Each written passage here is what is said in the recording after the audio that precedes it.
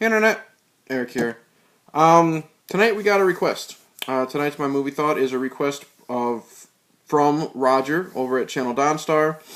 Good friend of mine. I've mentioned him numerous times. On this channel, I have a playlist called Mail Call, and what that is basically just me unboxing stuff, that I've ordered, through the mail or people have sent to me. And a lot of those videos are courtesy of Roger sending me stuff. And what we're going to talk about tonight is something he sent to me. God, I couldn't tell you how long it's been. But just haven't got a chance to watch it. And he messaged me on Facebook maybe a couple weeks ago. He said, "Hey buddy, I would like to hear your thoughts on this." And I said, "Sure, why not?" So tonight, courtesy of Roger over at Channel Dawnstar, I'm talking about 2005's Feast. Now I'd never seen this before, I saw this maybe once when it first came out on home video, and that was 2005.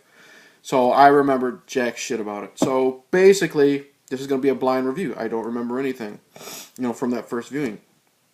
If you're new to my channel, welcome. I discuss plot spoilers, specific scenes, what have you. So please, if you have not seen this film, watch it at your own risk.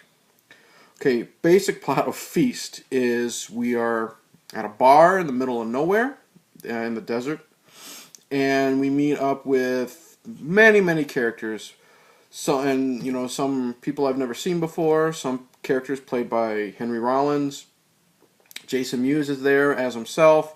Balthazar Getty, who I only know from Lord of the Flies, and a couple other people. What's his name?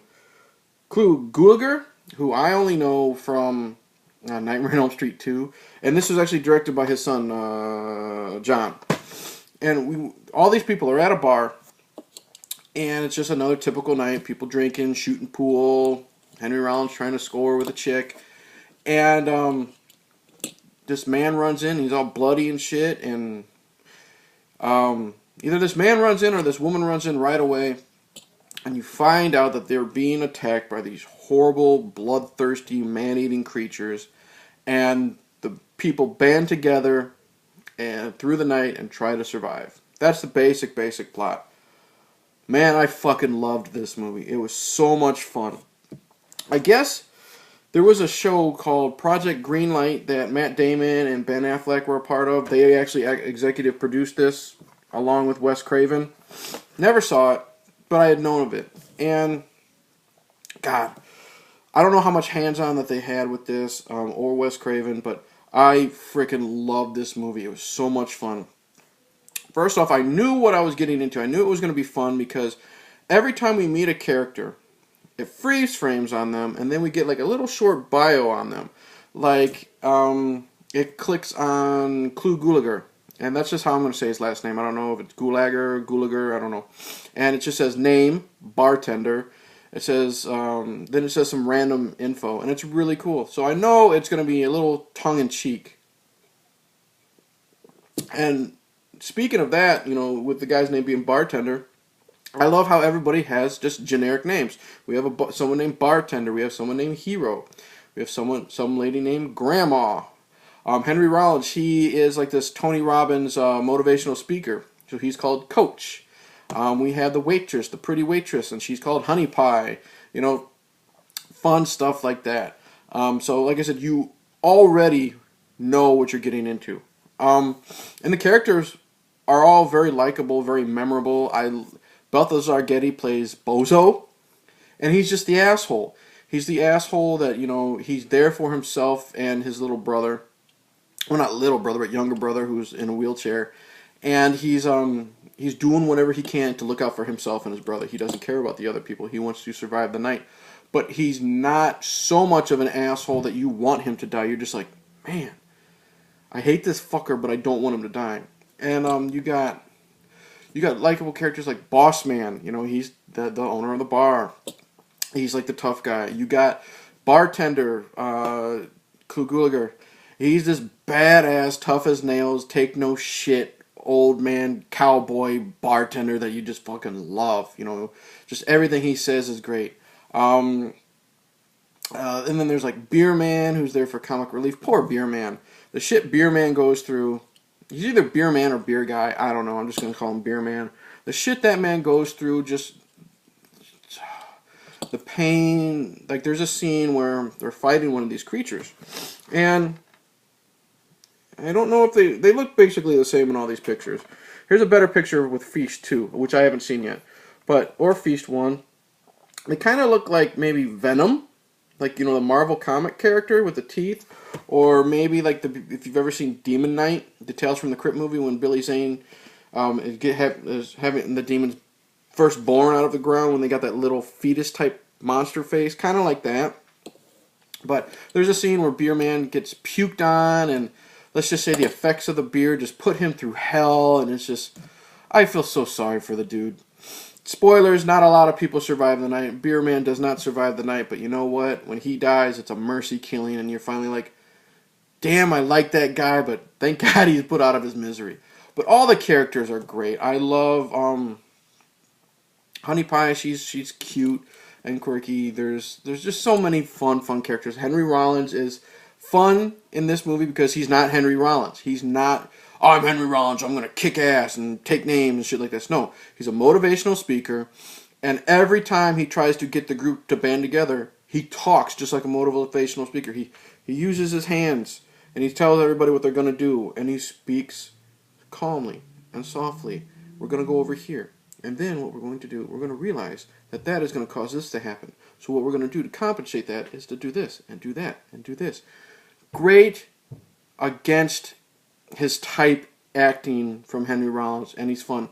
And he pokes so much fun at himself in this too, because there's a scene where all the shit's going down, he gets his pants pulled off, so he's walking around in just like a dress shirt and his underwear, and one of the girls, I think she's heroine number 2, heroine, the female play on hero, and she says, I think I got some sweats upstairs that you can wear, so he's like, okay, thank you. So he goes upstairs, and you think Henry Rollins is going to come down in some like gray sweatpants or some shit. No, hot pink sweatpants. For the rest of the movie, he's wearing hot pink sweatpants. And it's just funny, Henry Rollins walking around as a motivational speaker with hot pink sweatpants. Gore here is so over the top. I don't know if there is a rated cut of this, but make sure you get the unrated. We have heads exploding, people being gutted, throats ripped out, someone's used as a battering ram. So much stuff, just, I've told you, vomiting. It's just so disgusting, but it's not like make you queasy disgusting. It's fun, over the top gore, and I loved it. Another thing I loved about this movie is the way John Gulager cuts this. The way the quick cuts are done during all the action scenes, you feel the intensity. You're on the edge of your seat. Holy shit, when they're fighting these monsters and the monsters are jumping from place to place, and the people are hiding and they're putting the stuff up against the walls, or they're shooting, or they're fighting with guns and this and that. You feel the intensity from the quick shots, in your face, from here to there to there to there. The editing, fantastic, and I loved it. So much fun. The creatures, I love the look of the creatures when you can see them. There is a problem. Sometimes a lot of them are in the dark, so it might be hard to make out. But once they're in full camera view, badass and scary. I love the design. And these creatures here are just the offspring, the spawn of a bigger creature outside that I do wish you get to see. At least, like I said, I haven't seen the sequel, so I don't know if there's more. But you only get like shots from behind or above them, so you don't get to really see the front of them. They look like bipedal yaks, I think. I could be wrong. Comment below if I am. But what they do look like when they're babies is just fucking awesome. Let's see here. What else? Nobody is safe in this movie. That's all I'm going to say. There's a character named Hero.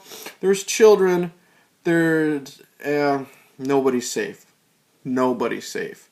So you're on the edge of your seat. When you see a couple people die early, you're like, okay. So that's the hero. He might not make it to the end. That's the heroine. She might not make it to the end. and stuff like that. So it's another movie where it's another thing with this movie that helps build the intensity, because you don't know who's going to die. It literally could be anybody. And that's what makes a horror movie like this fun. I'm going to leave it at that. Wow. Oh, here's another thing. I said I felt sorry for beer guy. There's another character I feel sorry for, which I won't spoil. Let's just say that these creatures like to hump. There's a scene where they kill one of the offsprings, and the yaks, or that's what I'll call them, the yaks, the big ones. They find that out, so they hump each other, and within like 2 minutes, they give birth to this little creature. And the reason they did that is the first one was killed because it got inside the bar, and it got distracted from killing because it saw like a moose head on the wall, and it started fucking its mouth, and so it's just so off the wall and out of there. And I'm just going to say that one character eventually takes the place of the moose head, and when there's more stuff afterwards, and that's another mercy killing that you just feel so sorry for the character. But you're already like an hour into this, and you're just like, wow, what else can they throw at me? And Roger hasn't spoiled anything about the second one, but he says there's way, way more to the first one than there is to the second one. I'll tell you what, this film was so much fucking fun. I haven't been excited to see a sequel called Feast 2 Sloppy Seconds, of all things, than right now, because I had so much fun with Feast. I haven't had this much fun with a horror movie in I don't know how long. I mean, maybe the last time I had this much fun with an over-the-top horror movie was the Piranha remake, Alexandra Aja. Because that is like this. If you really liked the Piranha remake, I think you'll really like Feast. It's a lot more intense than Piranha, that's for sure. Highly, highly recommend it. Roger, thank you so much for sending this to me. Great characters, likable characters. Nobody's safe. J Muse is in it for 5 minutes. You know he's not going to live. But man, the way he goes out, holy shit. Make sure you pay attention to that scene. Yeah. Great cuts. The way it's edited. The intensity. The great characters. Henry Rollins being out of character. The over-the-top blood and gore. Holy shit. Like the last half hour of this is catch your breath.